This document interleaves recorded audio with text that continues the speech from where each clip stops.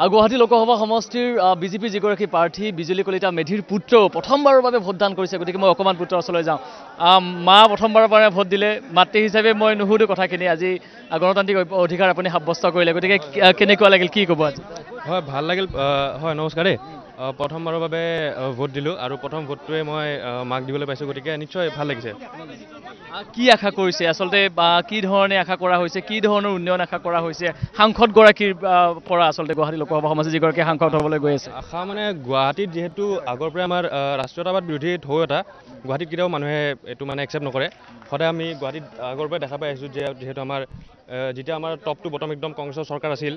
আপোনাৰ চেণ্টাৰৰ পৰা আদি কৰি ষ্টেট লেভেললৈকে তেতিয়াও আমাৰ গুৱাহাটীত আমাৰ সকলোৰে সন্মানীয় বিজয়া চক্ৰৱৰ্তী বাইদেউ 2009 চনৰ পৰা আমি তেখেতৰ নেতৃত্ব দেখা পাই আহিছোঁ গতিকে গুৱাহাটীত আমি এইটো একেবাৰে প্ৰবল আমি আস্থাৱান আমি বিশ্বাস আছে যে গুৱাহাটীত আমি একেবাৰে ধুনীয়া এটা মাৰ্জিনত আমি গুৱাহাটীত পাৰ হৈ যাম আপুনি নতুন প্ৰজন্মৰ প্ৰতিনিধি গতিকে আপোনাৰ পৰা মই জানিব বিচাৰিছোঁ গুৱাহাটী লোকসভা সমষ্টিত বিশেষকৈ আপোনালোকে কি ধৰণৰ সমস্যাসমূহ দেখা পাইছে কিসমূহ সমস্যা আপোনালোকে বিচাৰিছে যে যিগৰাকী সাংসদ হ'ব সেই সাংসদগৰাকীয়ে গৈ দিল্লীত গৈ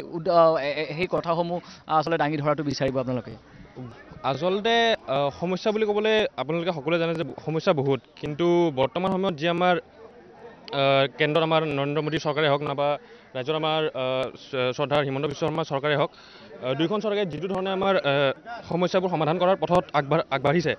গতিকে মই ভাবোঁ যে অতি সোনকালে আমাৰ সকলোবোৰ সমস্যা সমাধান হ'ব আৰু আমি এখন উন্নত আৰু বিকশিত গুৱাহাটী আমি অতি সোনকালে দেখা পাম কেৱল গুৱাহাটীয়ে নহয় আমি বিকশিত অসম আৰু বিকশিত ভাৰত এখন অতি সোনকালে দেখা পাম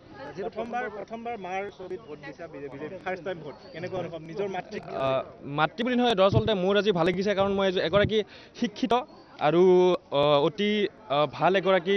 যোগ্য আৰু অভিজ্ঞ এগৰাকী মহিলাক মই আজি ভোট দিছোঁ মোৰ মা বুলি নহয় মই এগৰাকী শিক্ষিত আৰু অভিজ্ঞ ব্যক্তি এগৰাকীক ভোট দিয়াৰ বাবে মই অতি গৌৰৱান্বিত অনুভৱ কৰিছোঁ ফলাফল নিশ্চয়ভাৱে ভালেই হ'ব কাৰণ গুৱাহাটীত যিহেতু আমি আগৰ পৰাই দেখা পাই আহিছোঁ আমাৰ বিজয় চক্ৰৱৰ্তীৰ বাইদেউৰ সময়তে হওক খুনুজা বাইদেউৰ সময়তে হওক আমি এটা ভাল ফলাফল দেখা পাই আহিছোঁ আৰু গুৱাহাটীত আমি একেবাৰে নিশ্চিত যে গুৱাহাটীৰ মানুহে কেতিয়াও ৰাষ্ট্ৰীয়তাবাদ বিৰোধী ঢৌ একচেপ্ট নকৰে আমি ৰাষ্ট্ৰীয়তাবাদী ঢৌ এটাই গুৱাহাটীত চলি আহিছে আগৰ পৰাই গতিকে গুৱাহাটীৰ ৰাইজে আমাক আশীৰ্বাদ দিব বুলি মই আশা কৰিছোঁ ধন্যবাদ ঠিক আছে মই ধন্যবাদ জ্ঞাপন কৰিছোঁ আৰু এয়া গুৱাহাটী লোকসভা সমষ্টিৰ ভাৰতীয় জনতা পাৰ্টীৰ যিগৰাকী মনোনীত প্ৰাৰ্থী বিজুলী কলিতা মেধিৰ পুত্ৰ আৰু প্ৰথমবাৰৰ বাবে যিহেতু ভোট দিছে গতিকে এটা কথা কেমেৰাৰ সন্মুখত কৈছে যে মাতৃ হিচাপে নহয় এগৰাকী শিক্ষিত আৰু কাম কৰিব পৰা এগৰাকী মহিলাক ভোট দিয়া বুলি বিজুলী কলিতা মেধিৰ পুত্ৰই এই মুহূৰ্তত আমাৰ আগত ব্যক্ত কৰিছে আৰু আশা কৰিছে গুৱাহাটীৰ সৰ্বাংগীন উন্নয়নৰ হকে বিজুলী কলিতা মেধিয়ে বা যিগৰাকী সাংসদে জয়ী হ'ব সেই সাংসদগৰাকীয়ে যাতে গুৱাহাটীৰ সৰ্বাংগীন উন্নয়নৰ বাবে কাম কৰি যায়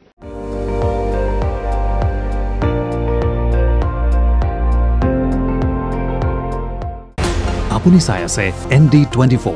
সৰ্বশ্ৰেষ্ঠ নহয় সৰ্বোত্তমৰ দৌৰত